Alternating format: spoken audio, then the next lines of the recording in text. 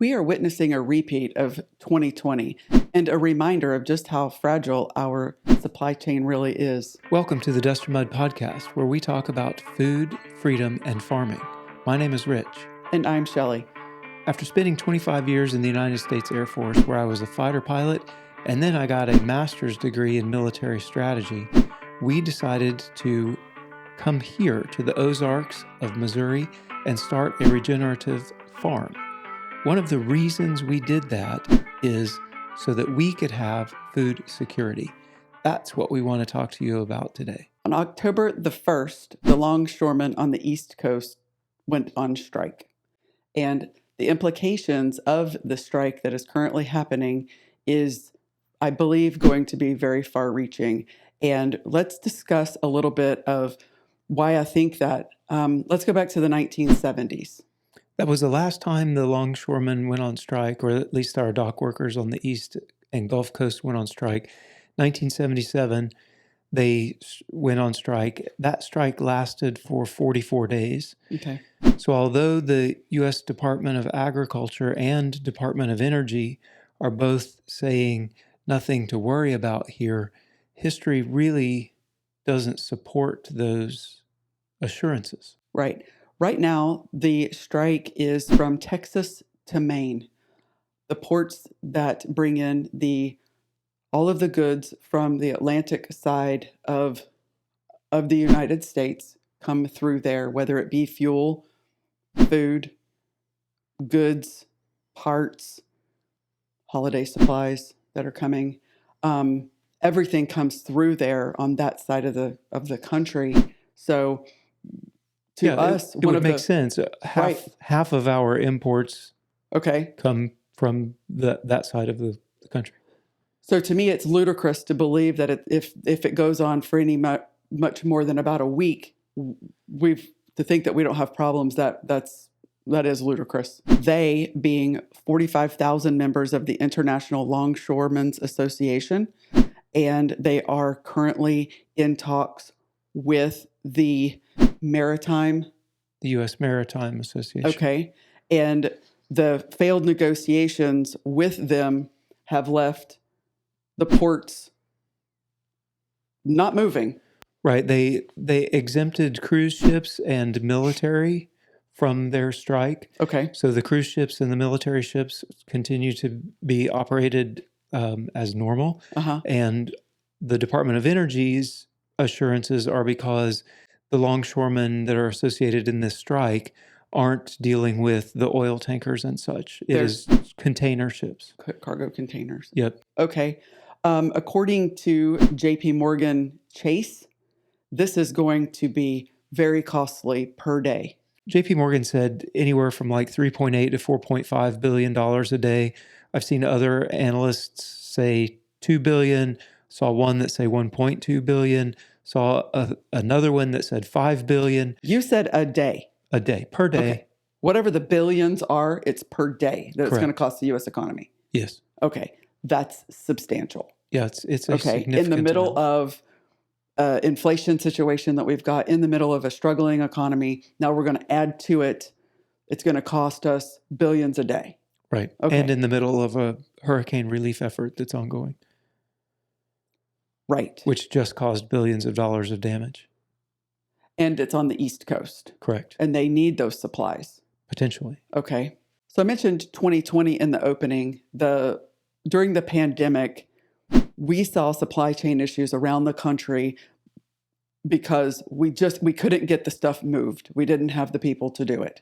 So we've had a good practice run of not getting supplies. We certainly have. To people. Yeah. And, for some of us, that made a lasting impact, and we'll get into what that meant for us as we experienced the supply chain issues. We have acquaintances in Washington State, so west coast of the United States, shouldn't be affected by these dock workers currently, right? Acquaintances there are sending pictures of shelves in the store that are already bare of essentials like toilet paper. On the West Coast, already seeing shelves bare. So the idea of the supply chain not really being affected by this is, as you say, ludicrous. And it really got us to thinking about 2020 and the experiences that we had then, not just us, but across the country, the experiences that we saw. We happened to be, I was stationed at the Pentagon at the time. So we were in the suburbs of Washington, D.C., and we got to see the supply chain issues from the big city perspective. Right. We tell some of our local friends here in Missouri, our pandemic situation was different than your pandemic situation because we were still in the city. And we would go to the grocery store and even to the commissary at the Air Force bases, and we were limited on how many. And I know many of you experienced the same thing where we were rationed on how many packages of meat we could get. We could get 2 packages per family. So we saw, yeah, of course, there were toilet paper shortages and paper towel, all the paper goods, as well as people fighting over a pack of chicken. So we witnessed that. I had a what did they call it? It's key and essential. Basically, I had an essential personnel letter because I had to go to the Pentagon. Our classified work I could not do from home, so I was traveling when the majority of Washington, D.C. was not. Yeah. So I was able to go to different places to try to find food on my way to and from work, to include the commissaries. And yes, you were rationed to, depending on the store, 1 or 2 meat products. That was if it was there. Yeah. So the store shelves were just empty. And the feeling as a person trying to bring home food to a family, that feeling of there just isn't food. A few months in, 2 to 3 months in, the food started showing back up. Yeah, but it took a minute. It took a while. Yeah. And food started showing back up. And then the rationing really, was a factor. But until then, it just wasn't there. No, it wasn't there. And they did start trickling it in, and it began to flow and ration. But so as we go forward with this East Coast strike, one of the things that they can do is reroute, because the West Coast, they're not striking right now. They came to their agreements with their contracts some time ago. So things could be rerouted, but what's that going to cause? Backlogs. Yes. Spoilage. Potentially. And definitely higher costs. Yes, absolutely. So it's going to backlog it where things are sitting in ports before they can even leave. So that's going to cost more storage. It's going to cost more to ship it around the entire, through the Panama Canal. If it's already in the Atlantic, right, then the only option is to bring it through the Panama Canal, which is typically packed anyway, right? Like you have to schedule that passage well in advance. And now we have cargo ships that are either sitting off the coast of ports or steaming towards Panama, and things will start backing up there. So one of the primary things that we like to talk about is food and farming. And so how is this going to affect food and farmers in this country? Us specifically, we farm. Yeah. We farm because we saw what happened. And bringing it back home, bringing it back to us and to you at home, what can we do? Where are we going, and what can we do with the situation? For us, the experience that we faced in 2020 was, I would say, significantly different than many of our neighbors. So I described the situation that we were in the big city. What I didn't say is we had just, like 3 weeks prior, picked up a whole beef from a local farmer. Local to us, we drove about 2.5 hours away. We had to get over into the Shenandoah Valley of Virginia to find what we were wanting. We had just picked up a beef, and about, a month before that, we had just picked up a whole hog. So we had pork and beef, 2 freezers full of meat when the nation shut down. we fairly quickly transitioned to a carnivore style diet. We were already eating a keto diet, so very low carbohydrate to begin with. We basically took salads out of our diet Mm-hmm. and existed on the meat that we had in our freezer. So when I talked about the shelves being empty of meat and families not being able to get meat, that didn't apply to us. No. We had just put meat into our freezer, and watching what happened there, it was a significant emotional thing for me. I know, thinking of myself as a provider for the family, having, you know, chest freezers full of high quality protein Mm-hmm. for our family that we could make last for a long time if we needed to, Right. Right. was a completely different feeling than, say, our daughter felt where she was standing in the grocery store aisle in Washington State in Spokane and crying because her choices were dried beans and grits. That was the only food that was in the grocery store. And she was grateful that she knew what grits were because she's from the South. Yeah. And she knew how to cook a dried bean. Right. But she cried. Right. Right. It was very impactful. So that experience, Mm-hmm. while not the only factor, was a main factor in us deciding we're going to grow our own food. Mm-hmm. We want quality food. We want the best quality food. Right. And we believe we can do it ourselves. Mm-hmm. It made enough of an impact on us that we said, we're going to do this for our life. Like, Right. this is what we now do. Mm-hmm. Upon retiring from the United States Air Force, we started a farm. Mm-hmm. We now have a regenerative farm where we grow beef, pork, lamb, poultry, eggs, dairy, Mm-hmm. like all of those staple products for us. Uh-huh.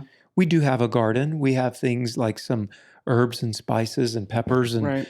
that we grow a few tomatoes and okra, Yeah. but the garden is not our mainstay. It's not our staples. Yeah. I was thinking about this as we were preparing for this podcast, and all I could think was, wow, my supply chain is so short. You went and milked a cow this morning and brought in milk, and go outside and get the eggs. And the freezers are full of meat. There are still animals out there alive on hoof, stored on hoof. And the food security that I felt was palpable. And not only for myself, but because we decided to do this lifestyle and start this business and this farm, also for our customers, for our farm family, as we like to call them, and ensuring that those people are also taken care of right here. Yeah. Local food. And we Right. get back to that in almost all of our podcasts because it's so important. Our food sitting in containers in the middle of the Atlantic is not useful. No, not at all. And how can we mitigate that? Yeah, for us, our local community is so supportive that we've been able to start another business, Air to Ground Meats, and open a store in our local town, Ava, Missouri, Mm-hmm. where we have now our products even more available to our local community. Mm-hmm. And folks are able to come in and buy high quality beef, pork, lamb, chicken, eggs, right? We're not allowed to retail dairy, but we do sell it off farm and make deliveries. So the fact that we've made this decision for us is also affected our local community as well, that Yes. we've been able to have enough product that we can offer it locally also. And that supply chain, like if the grocery stores stop getting their supplies, Which could happen in a matter of weeks, not months, because they call it a just-in-time inventory and supply chain. right? Like our local Walmart gets 2 semi trucks of groceries a day. Right. So you can see how it can break down pretty quickly. Yeah. If it doesn't last very long, we'll all be fine. If it goes on for any period of time, then we're going to all need to look to our local growers. Yeah. There are resources. Well, and this is that's what happened in 2020. Right. The homesteading movement exploded. The local butcher, the local abattoir, the local meat shop, however you want to call it, Hmm. their businesses exploded. You couldn't get a cow in to be processed. You would have a year's wait time. And it like, but it doesn't seem that there was an actual change in behavior. Mm. It was an explosion of these things, but I don't know that it didn't like come up and plateau or increase as people more and more wanted food The security. further and further you get away from 2020, the closer you get to 2019. Yeah, And so as we've gotten further away from the the the thing that caused the problem, like we're all over that now, but the problem is the system right, that we're reliant on, right. not the thing that broke the system. In this instance, it was not the pandemic No, that was right. the issue. It was the supply chain, the reliance on a just-in-time supply chain Hmm. with food and goods that are coming from all over the world. Having it is fine. Hmm. Relying on it as the only source is not fine. Right. As soon as that supply chain, which is fragile, we're seeing it again, how fragile that supply chain Mhm. is. The reliance on something that is that fragile means that the entire system is fragile. And if that, like, I can't imagine people being comfortable with that fragility. Like, seriously, where does your food come from? And the answer isn't the grocery store, right? Like, it comes from somewhere else. Hmm. That is an intermediary stop from somewhere to you. Mm. Where does it actually come from? If you're waiting on cheap beef to get here from Brazil, that's coming from the East Coast, from Texas and Florida ports, it could pose a problem. Correct. If you are waiting on inexpensive anything to come from outside of the country, it could pose a problem. Correct. However, there are resources. There are farmers in this country growing local food. There are resources. Realmilk.com. Go on there and find somebody who's making milk. Let's talk about a few alternative sources to food for your family, because there are a few. Choplocal.com. That is an organization that has put together different farmers in different regions, and you can kind of go shop like you're at a farmer's market and order meats. I think primarily it's meats on that one. There's Local Line. Local Line is another website conglomerate that puts together farmers and all sorts. I think you can even get veg in different places. Yeah. Delivered to you. Well, in our area, we have the little farm store, Right. which is an online farmers market, and they're not alone. They're not the only ones doing that.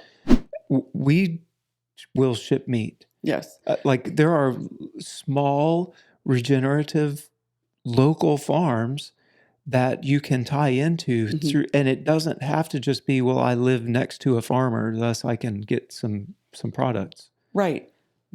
Google regenerative farmer near me. Google local food sources near me. There are people out there doing it. Tap into that. Think alternatively whenever the grocery store is looking like it might not be the thing that you can rely on. Butchers. There might even be a local butcher near you. Our local butcher, they will sell you a whole cow or a whole hog. They work with local farmers to supply them with meat. Mhm. So it doesn't have to be, well, my local grocery store shelves are empty, Right. thus I can't eat. There are other options. Right.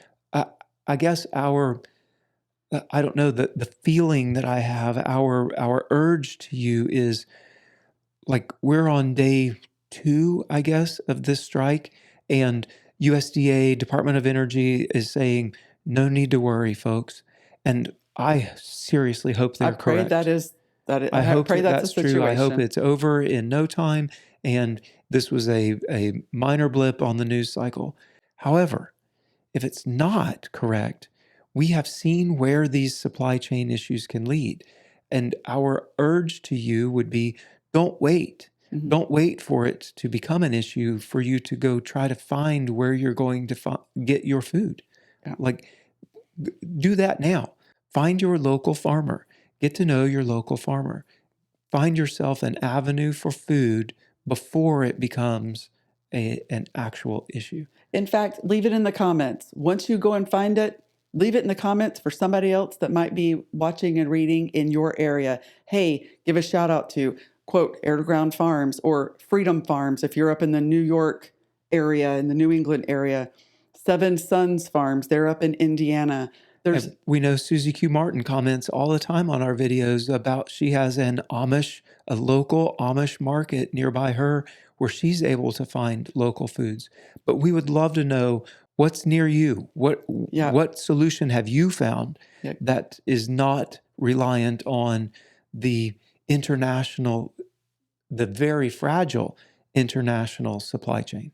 We look forward to hearing about the farm near you. And until next time, bye, y'all. Bye, y'all.